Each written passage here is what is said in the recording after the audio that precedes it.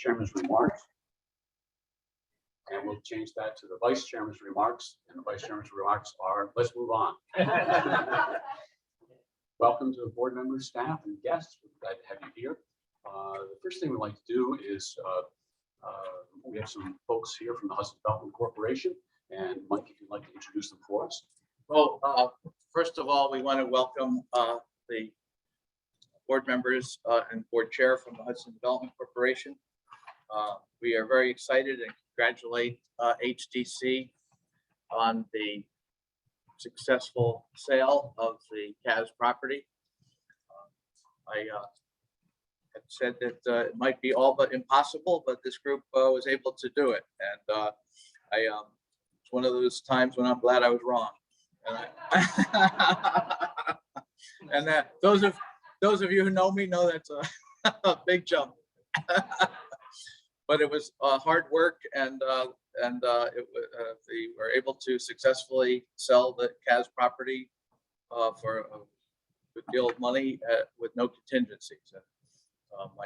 And I think now we all have to work together with the developer through the Hudson Planning Board process and through other steps that will ensure that the resulting project is a transformational waterfront project for the city of Hudson, Columbia County, and the region. We had the Hudson Development Corporation board here for a meeting so that they could have adequate space to be post-COVID safe. And earlier last week, and they wanted to come today to make a brief remarks and presentation. And I'll introduce their new board chair, Chris Jones.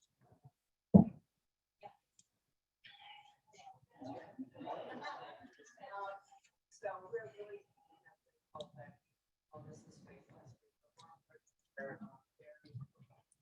happy to have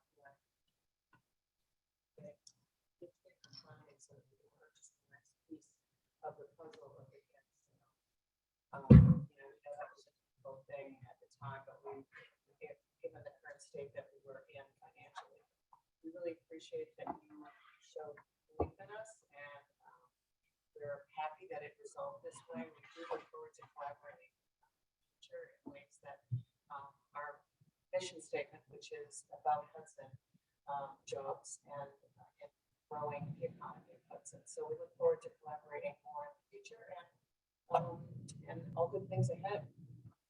Well, thank you. And for our board's information, Dave Finger and I have a scheduled meeting with Chris and Brenda to begin to discuss how we can continue to be supportive. During the course of the last year or two, there have been situations where CEDC stepped in to while HDC was working through the CAS project, and we're looking forward to turning over some of those activities back to you in partnership with the city and the city IDA, which CEDC currently manages. So we're glad to have friends who have $2.8 million in the bank. So. But I do think that I consider those of you who I've worked with on the board friends and colleagues and partners, and as we work through issues, I think the collaborative or the collective views of the participants is how you get the strongest project. And I congratulate you all for working through that and bringing it to completion. And we were happy to participate. Thank you. I just should introduce my team, because these people, this is the team of the HDC. This is Nick Hannon. You're all familiar with him. He's the vice president for the duration. Brandon Maholtz is our executive director. And Paul Barrett is my partner in real estate, but he's also the secretary and the historian. And we have a cross board member with Martha Ling, who is on your board. And, so we're going to have to put someone on from your board on our board at some point so that we can watch each other. I mean, communicate better. Well, thank you. Thank you. Congratulations. I remember when Bob Rasner and Nick came, and Bob and Nick were really, the drivers of this over time. And I know that we had many calls and many discussions about it, even after the loan, to help ensure that it moved forward. And again, congratulations. It was an incredible effort, and it's going to pave the road for much success.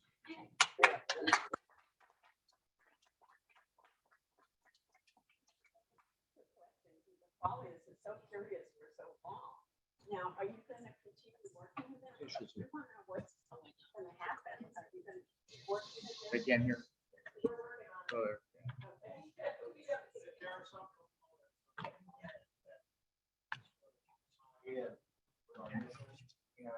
And of course, we're still awarded the portion of the awards. So we need to work with the new client.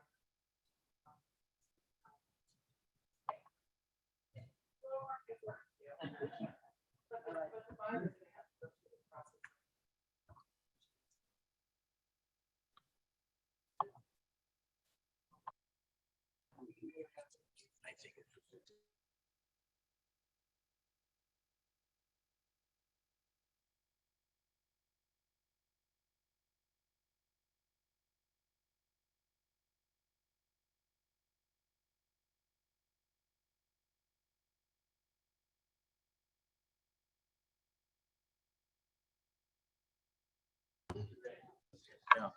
Thank you very much.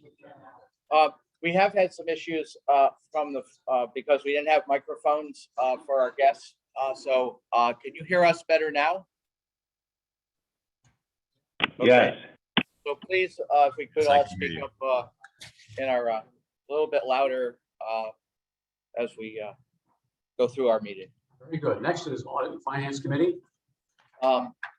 Chairman, we have with us today Matt Vanderbeck from uhyus.com. And yeah, well, that's how I remember how to email you all. But I think they're going to present the audit. It was presented to the Audit and Finance Committee earlier in the last week, and it was recommended for your approval, but Matt will go through it quickly. Reminder to speak up so our friends attending remotely can hear you. Okay, I will try. So the packet that you have is, I think it's about 20 pages in. So if you're going to use a packet, just to, there's a financial statement. It says audited financial statements. There are two other letters that were in your packet, but I'm pretty much going to just cover that when I go through the financials. Give you an overview. So what page does that So- page number on it? The page of those financial statements, once you get to them, you can go to page, well, it's the first page, which doesn't have a number on it. So that's page 1. And at the top it says It says independent auditors report. Independent Auditors Report. Yeah, so it's just trying to find it. Once you get there, I'm now going to flip through a couple of pages and I'll reference the page number bottom right.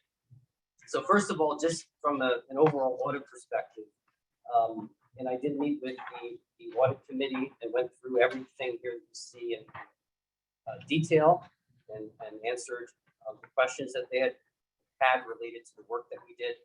But overall, we felt the audit was done timely and went well.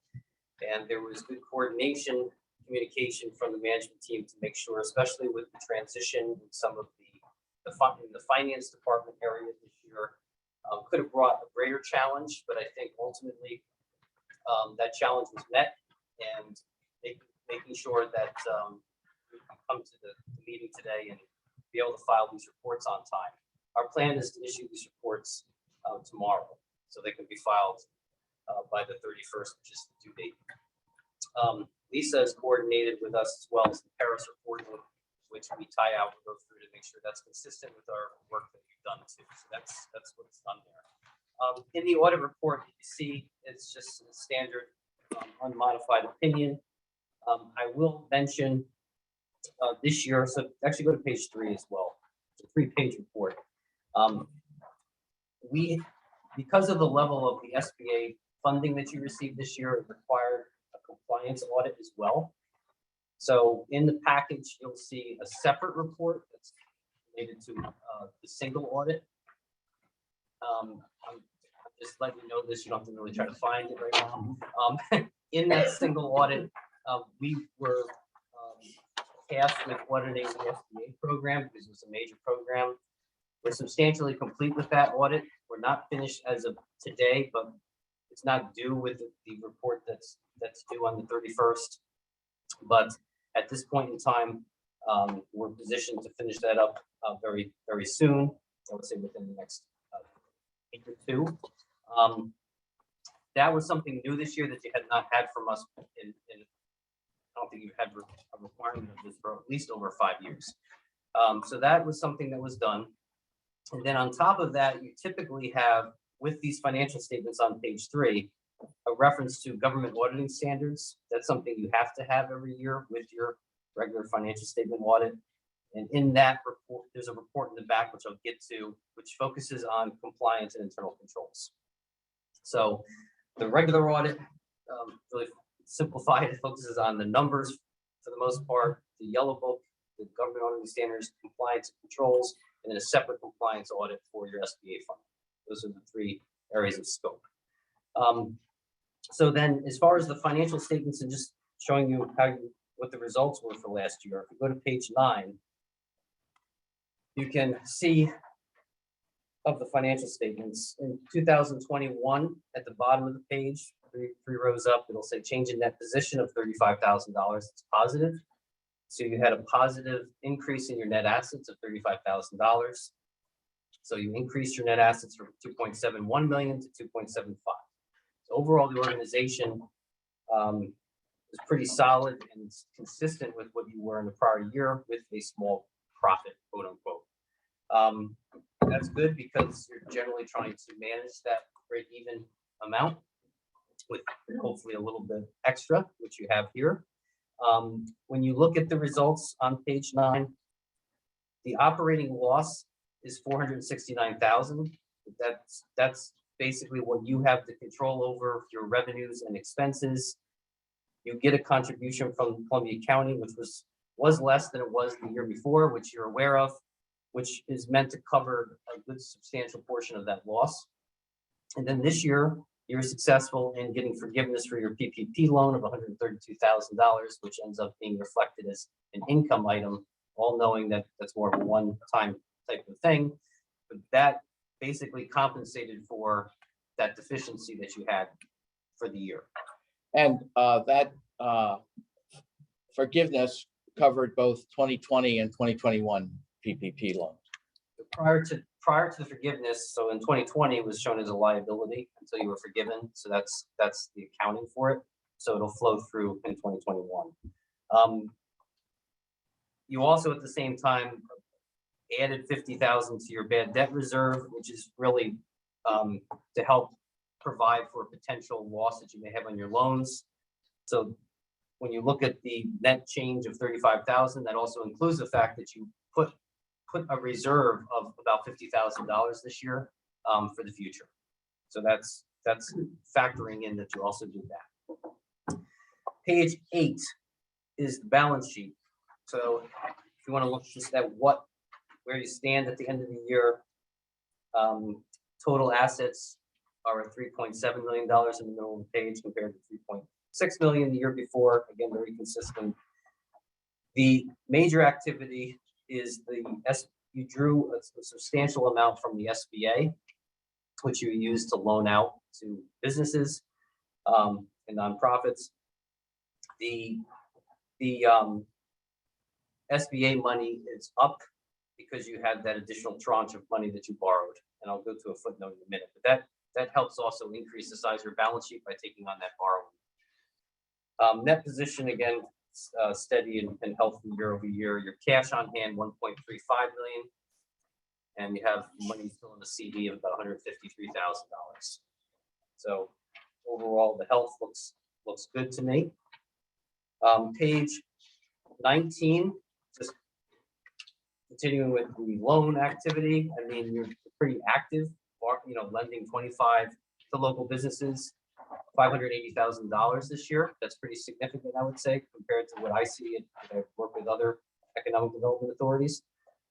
That's pretty good activity. You guys are very active, which is nice. What you're here for. And you can see in the roll forward the activity that comes from the SBA program.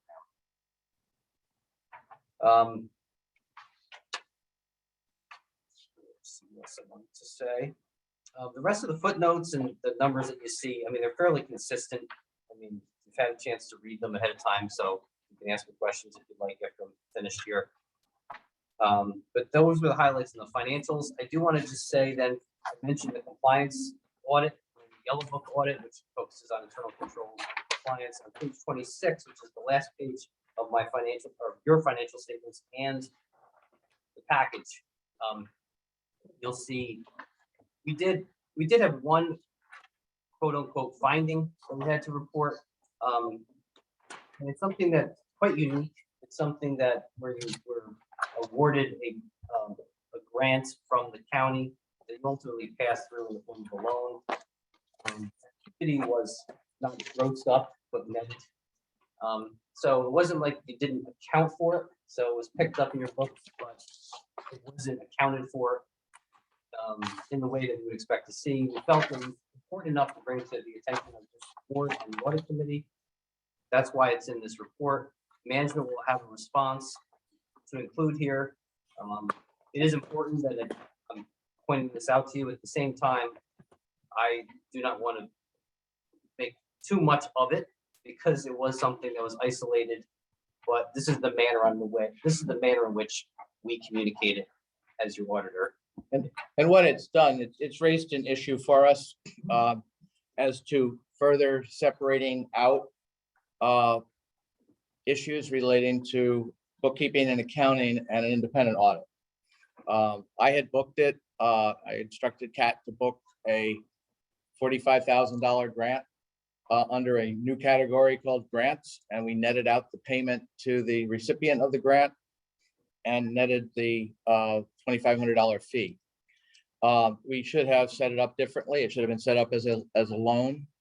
And so I had assumed that at the year end, we were running quickly, that the accountants would come in and make an audit adjustment. They can't do that anymore. So we're going to have to evaluate getting some third-party assistance during the course of the year so that we don't put them in a position of telling us what to do and then trying to come in and audit us what we've done. And it's just the complexity of getting bigger and having more business and more volume. So yeah, I objected to it, but I objected to it not because of any issues with UHY or the team that worked on it, but I wanted it in the record that if the state came back or the federal government came back and asked about it, that there was a little bit more than just, oh yeah, we accept that audit challenge. They're really in the audit finance committee. There are really two issues. One is your response or CEDC and response to that, and the other is going forward. Occasions when you'll need some expertise that UHY can't offer. We had a good discussion. It was good. I will say though, there is still, it's not that you can't necessarily come to us and ask questions and communicate, and we can provide feedback. The key is it just needs to be Timely. It's timely, but it doesn't. But at the same time, it is good to have a resource that you can go to that's outside when you feel that you have to go there. So that's a good. Without having to respond to your question, did they consult any other accounting firm with respect to the audit? Yeah. That would be if they disagree with what I had to say. Yeah. So it doesn't, I don't want anyone to think that there's any contentious in our relationship. It's just the defining of their responsibilities. Tensions are okay. Yeah, that's how an audit should work. Yeah. So I think that was really the summary of things. So unless there were any other questions, that was all I had to present. Questions for Matt Vanderbeck? Anyone? If not, I'll entertain a motion to accept and approve the 2021 audit.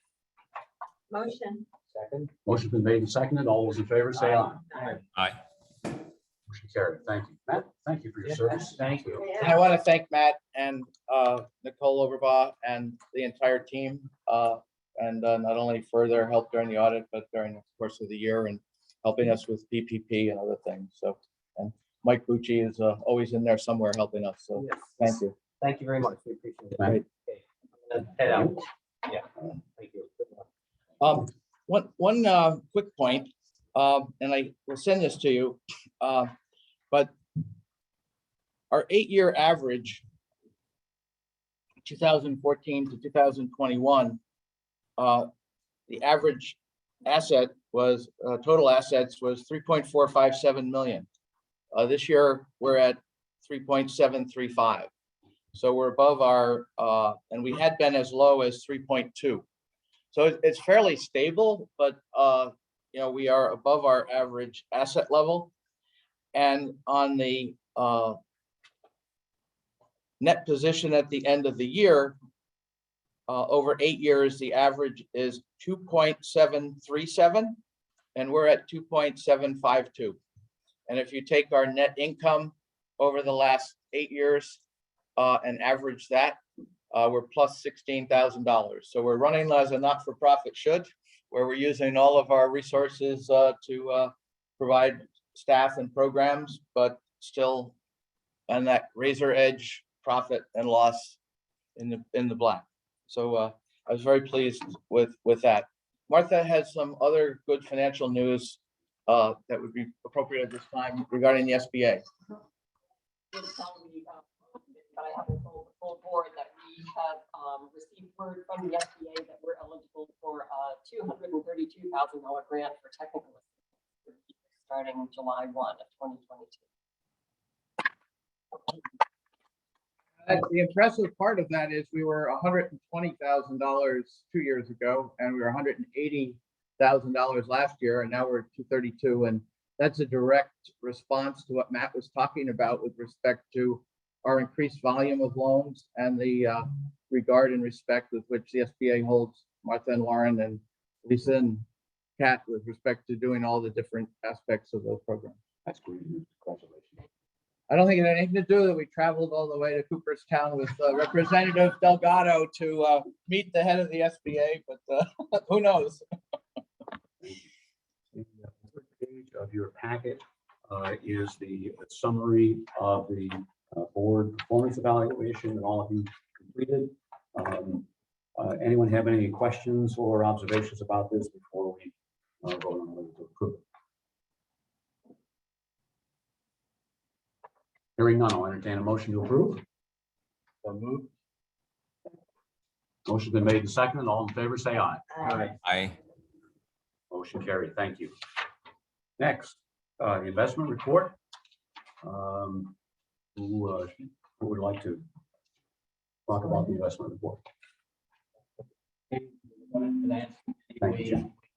Approved it with one comment, something for Mike to follow up, which is if you look at the first page under Key Bank, which is amount generated $150, fees $28.54. Mhm. So we thought that was slightly out of whack. Mike, because we approved it, Mike was just going to check with that. We pulled the data and we want to go back and see because they had agreed to reduce fees because it looks to me like it's $90 a month for some of these services, which would be a $1,200 a year fee. And we had asked and they had agreed to reduce fees. So we're going to go back to be sure the journal entries were done. I think we approved the policy in January as Right. part of our first meeting of the year. So the Audit Finance Committee did. It's not like the years when we were making $20,000 in interest, before it dropped to soon they'll be paying us to put money in the bank. So what is the board's pleasure to vote on this now or to wait until we have the answer? We need to approve it for the file with the state. It's a report. It's not a, But going forward, we'll just see if we can reduce fees or increase the return. Motion to approve. I'll make the motion. Second. Motion made and seconded. All in favor, say aye. Aye. Any Aye. opposed? Motion carried. Thank you. The investment, let's see. Statement and of assessment and internal control. Now, where are we?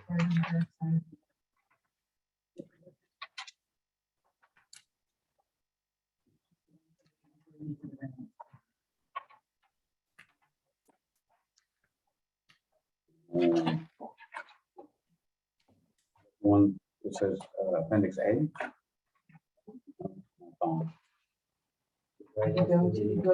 Schedule B, that's on Schedule B. Schedule B audit, and then statement of effectiveness of internal control.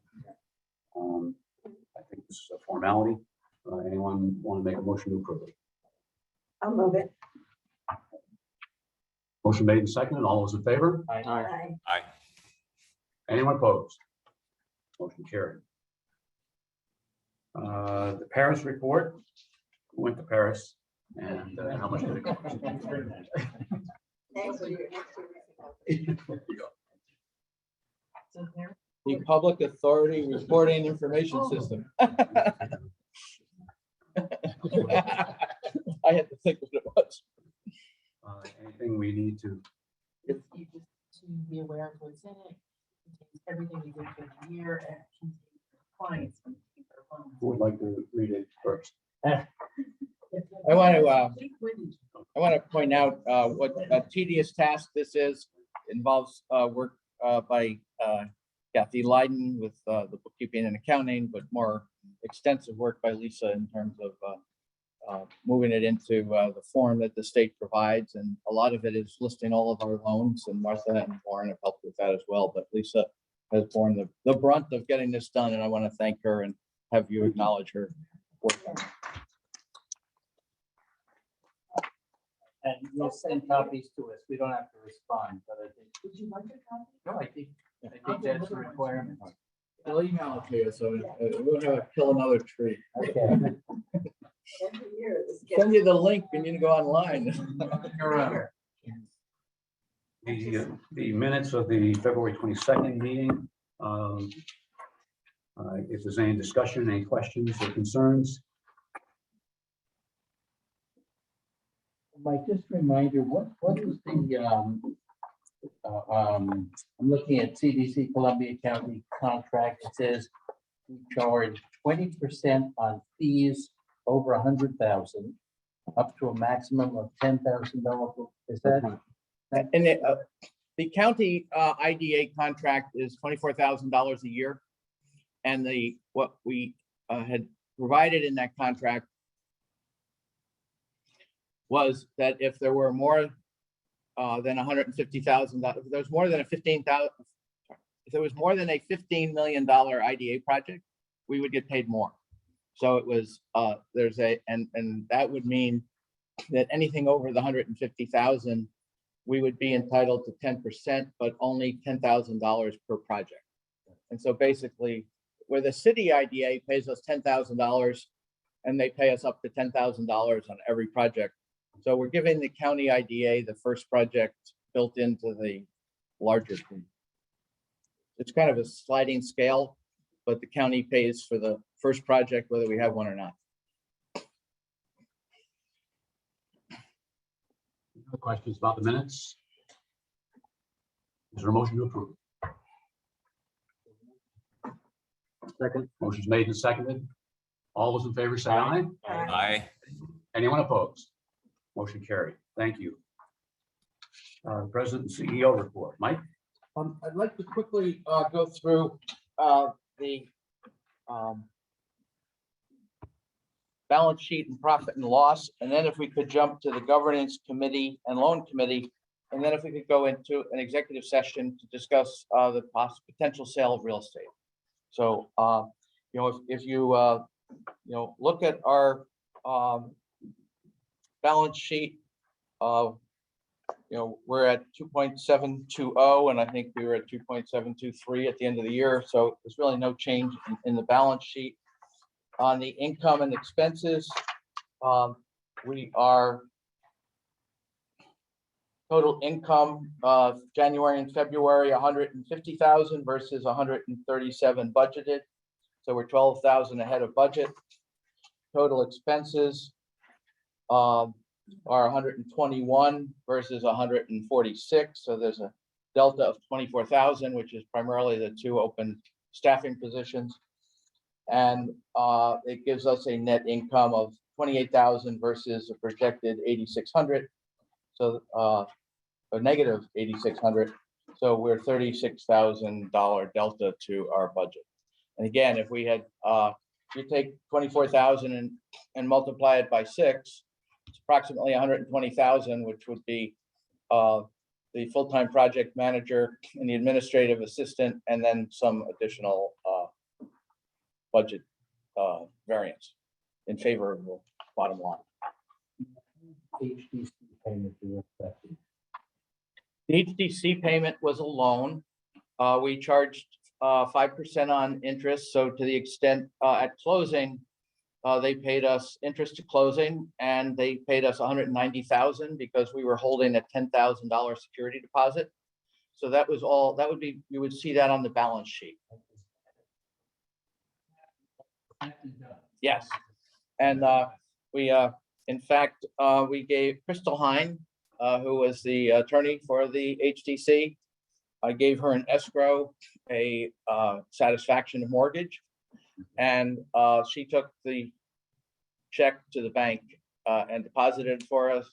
And once she sent me a photograph of the deposit slip, I released the escrow. So, you know, technology is a great thing.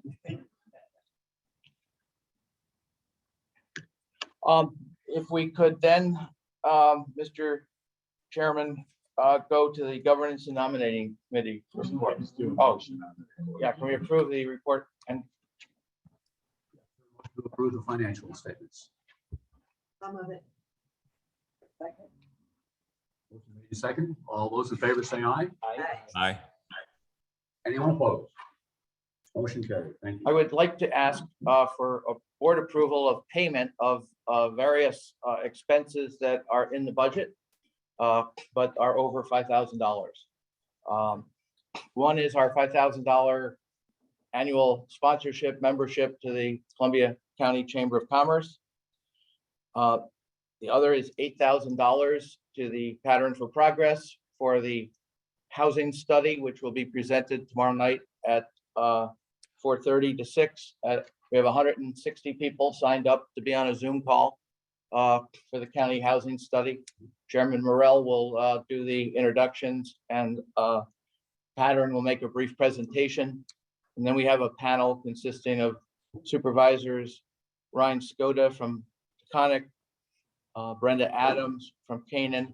We have Joe Chaika, who had been with Patterns running their housing, but now is with a group called Neighborhood Works. Duncan Barrett, who is a retired, recently retired housing developer for 40 years in the government subsidized housing business. And also Darren Scott, who is the deputy director of all government funded housing in New York State. And they had a call last Friday to prepare for this session. And we're excited, and we're getting great feedback from the supervisors who we are hosting this for. That $8,000 was in the budget for last year and carried over. We also have $7,500 for E for All, which is a workforce development project that we're doing in partnership with the Berkshire Taconic Community Foundation. So I would ask if we could, those are all budgeted items, but again, because they're over $5,000, I need board approval to pay them. 5,000 for the chamber, 8,000 for Patterns for Progress, 7,500 for E for All. Is there a motion to approve these? Motion made in second. All those in favor say aye. Aye. Anyone opposed? Motion carried. Thank you. On behalf of those 3 vendors, thank you. No. Then if we could jump to the governance report and the loan committee report. Sarah? Nominating, we have interviewed 3 potential board members. We need to go in executive session for this, or is this? No. No, we're not. The first one is Michael Hockman. He's Director of Facilities for Columbia Memorial Hospital. He's had an amazing career of working his way up from, I think the hospital saw his potential early on, and he has earned his bachelor's degree from John Jay College, master's from Champlain College, and currently working on his doctorate. He's a force to be reckoned with, and we really enjoyed talking with him. Also active in the community. And the second is Rick Rector, who you may know is the former mayor of Hudson. His executive background was a 35 career in fashion retail, Calvin Klein, Isaac Marahi, and various other.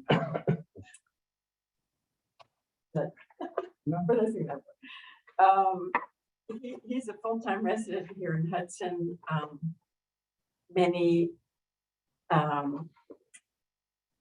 Trying to paraphrase this, but he's been very involved in the community. And we also, all of these three people, we have all voted to bring them to the full board. And then Rachel Levine is the last one. She's had 30 years of advertising and branding.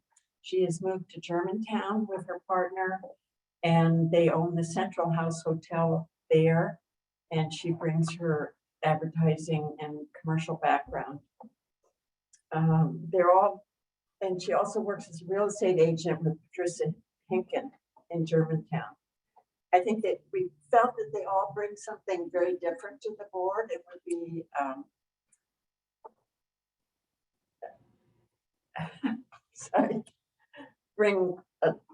they would each bring their particular assets to the board. They're always looking for diversity of all kinds. And Mayor Richter is also on the County Industrial Development Agency. So that was a strong connection. Oh, we would like, if you have any questions, vote for approval. So we have Michael Hoffman, Rick Rector, and Rachel Levine, all recommended to us by the Governance and Nominating Committee. Is there a motion to approve these candidates?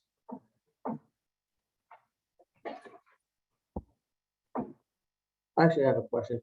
We were talking about diversity. I'm assuming that's for their connection stuff to the community. Are we working more for diversity as far as like demographics go? Is the nominating committee working on trying to get people of color on the board? So like, I don't know. Yeah, What do people- everything. I mean, everybody is, every board I know of is actively working on this. And I think if you attend some of the sessions with the Berkshire Taconic Foundation coming up, this is always a question for every board, is to get as much diversity as possible. And believe me, we are combing the hills and dales of Columbia County. And to Sarah's credit, as our chair, our former chair, Tony Jones, and our current chair, Dave Singer, under their leadership, we've become very diverse from where we were 5 or 6 years ago. all suggestions welcome. Other discussion? I'll give that the motion. Thank you. Motion made. Is there a second? I'll second. All those in favor, please say aye. Aye. Anyone opposed?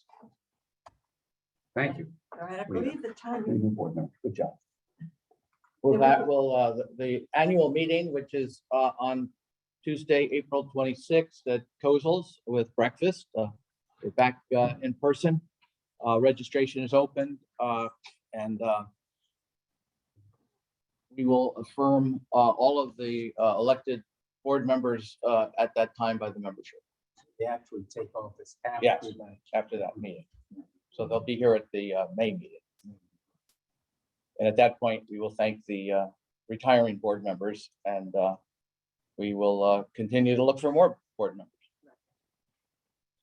You've recommended an executive session. If we just could do the loan committee report, Okay. and then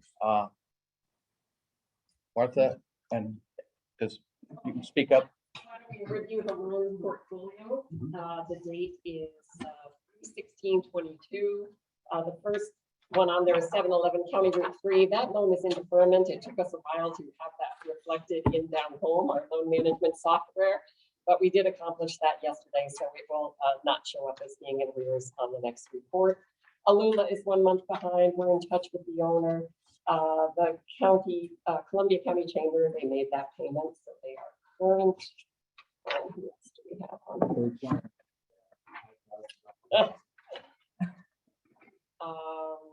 Hudson Clothier, they made those 2 payments. They are current. And then down below, we see 711 County Route 3. That's their second loan. And again, that one is in deferment. Any questions? Incredible to have a $2 million loan portfolio in this time and place and have less than what, $1,500 outstanding. Incredible. Last one, the pond. Yes. So could you just restate, so they're in deferment, what does that practically mean? So that means we gave them a loan deferment for a period of 4 months. It was effective January 1st. So the next loan payment will be due on May 1st, and it's essentially to give them some breathing room. They are doing well in terms of bringing customers in the door, and we looked at their projections versus actual numbers for 2021, and they actually beat their projections. But as with many other businesses, their expenses are also up. And who is it? The Pond Restaurant. So they're working with Brian Zweig, and they're working with their own accountant. We're trying to get them set up on QuickBooks, and we're working together. When Martha does deferment, she does require they work with one of our technical assistants to make sure that. It's a larger loan for us. I can't remember the aggregate amount. If you recall, we had a $135,000 loan to the previous owner, and she ended up, her husband died and she was going to close. And we helped this young couple buy her interest in the restaurant and the property. And at the time, she owed us $90,000 when she closed. And so we loaned them 60 in the hopes of getting back our 90. And they've done a phenomenal job considering they opened going into the pandemic. As Martha said, they exceeded their projections by almost 15%. So they've got the following. They just need to get some of the supply chain costs and labor costs down. Is there a motion to approve the loan portfolio report? Moved and seconded. All those in favor say aye. Aye. All opposed? Thank you. Motion carried. Is there a loan to present? And we're going to be quick about these. So, hi all. The first one we're going to speak about is Creature of Habit Hair Studio. This is a hair salon being opened by Emily Carroll and Megan Colton on Main Street in Catskill. Emily has been at Create Collective here in Hudson for 2 years. She sees lots of clients coming from across the river. The two of them collectively have decades of experience owning and managing salons. They are, I'm going to try to make this really quick. They are looking for a $25,000 SBA microloan. The payment would be $402 a month, which we feel based on their financials and their business plan is very manageable for the two of them. We'd like to help them get open. They are also applying for a $20,000 loan from Catskill Local Development. And this is important because we do have the franchise to provide SBA microloans in Columbia and Greene County. And we're Lauren and Martha are working extra hard to get some more Greene County loans on the book. I have one right now in Greene County, so this would be our second one. And this was fully 100% recommended by the loan. Are we on the second loan? Because you say you're reserving, you want to reserve some collateral for a second lender. How is that playing out? Well, we'll work that out. So they're also applying to Catskill Local Development. We would plan to put a lien on their business assets, and we would just plan to work that out with Catskill Local Development if they get that loan. And honestly, if they don't, they'll be able to, they've told us they'll make up the difference. Well, they've already committed to an equity of 11,000. Yeah, they have. So I'm going to ask you the same question, I think, for the next project. Is their equity to be spent first? Before a potential loan? Yes. Yes. You're gonna spend it all at the same time. No, I mean, They're yeah. trying to open for June, so they're ready to put in their 11,000. Right, we've talked in the past about some loans where it's desirable that the borrower commit itself, commit its cash. So I think if, We can request that they show proof of those funds deposited. yeah, I mean, that sounds a little like hard nose, but I think it's probably a good idea. Yeah, and they to have their show business skin in bank the account game, open. yeah. And so there's They're already meeting with an electrician, so who's they're from they're here? moving ahead. And she's Our loan speaking. would, All right, you guys are oh, talking. go ahead. Yeah, no, you go. I'm just saying, Yeah. our loan would really help them get open. They, they're confident enough to do this and they want to move ahead anyway. But she's not a partner in that business right there. She's not a partner, she works in this Works business. there, and then is she taking her clientele? She is, she has a very loyal clientele who are all set to follow her, and Megan owns a hair salon right now in Brooklyn. And she'll be transitioning out of that to be moving and living full-time in Green County. Emily already does. I was gonna say, based on the business plan, I think they only need to cut like 3 people's hair to make the monthly payment. So, yeah.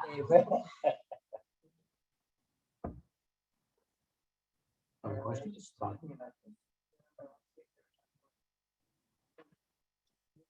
Is there a motion to approve this loan? I'll make the motion.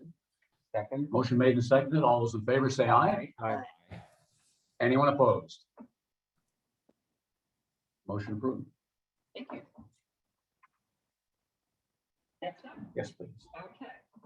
I think in your packet, the name is a Gilded Larder. That was sort of a placeholder. The actual name of the business is Cook and Larder. The owner is Anthony DiCaria. He is opening his business in the space that currently is occupied by Crossroads Food Shop in Hillsdale. So he's going to fill that vacant space. Matt White owns the building. Anthony currently works with Matt White, teaching cooking classes, and he'll continue to do that even when the business gets open. So he describes this as a food shop. It's not a restaurant. It's prepared foods to go, but there will be some cafe tables where people can sit down and enjoy a dessert or a meal or an expensive coffee while they're on the premises. Mr. DiCaria has been cooking for many, many years, and he has baking skills as well. He operated a food truck business for 2 seasons down on Long Island. This is his first brick and mortar business, but based on his business plan, his financials, we think he's got a good shot at success. Not only will he be providing a personal guarantee, but we will be taking a second mortgage on his personal residence. Again, it's a $40,000 loan split between SBA and CEDC. The interest rate is 5%, 72-month term, and the total monthly payment is roughly $645. Questions for Martha on this loan? Want the same question for bank lender? Is there an identified bank lender? Yes, he has already been approved for a $25,000 line of credit from KeyBank, and that is really his working capital. He's waiting to hear on a $20,000 loan, and KeyBank will have a first lien on the business equipment. That's why we're taking a second mortgage on his residence as well. We'll be behind And we KeyBank, have a second lien on the business Yep. equipment plus a second mortgage on his home. aftermarket. And also sequencing, he's got an equity participation. Yes, he does. And we'll encourage him to spend that first. Yes, we can wait Or until. is that overbearing to say that? I don't think it is. If Okay. he is injecting a certain amount, we should see that amount in the business Okay. bank account before we close on our loan. And it's also contingent on getting the additional loan from KeyBank. Could be very interesting because the predecessor was very popular and just was exhausted. I think he was in business for about 10 years, very popular. We but- made that loan to him 10 years Oh, ago. is that so? Some of you may Okay. remember, he repaid that loan. Yes, we worked with David Worth. Yeah. And he was also a presenter in our micro business seminar. Oh, series. terrific. Yeah. Thank you very much. Okay. Should we ask for public comment? We need to. Oh, a we have- motion. Is there a motion to approve that loan? Thank you. Is there a second? Second. Motion been made and seconded. All those in favor say aye. Aye. All opposed? Motion carried. Thank you. This time, Mr. Chairman, I'd like to ask for an executive session to discuss the potential purchase of real estate as well as a employee matter. Motion to go into executive session. So moved. Is there a second? Second. All those in favor? Aye. Aye. All those opposed? We'd like to, And we have to ask our guests to drop off. Okay. Thanks, Anand. We keep it recording now? Yep. yes. We have, yeah.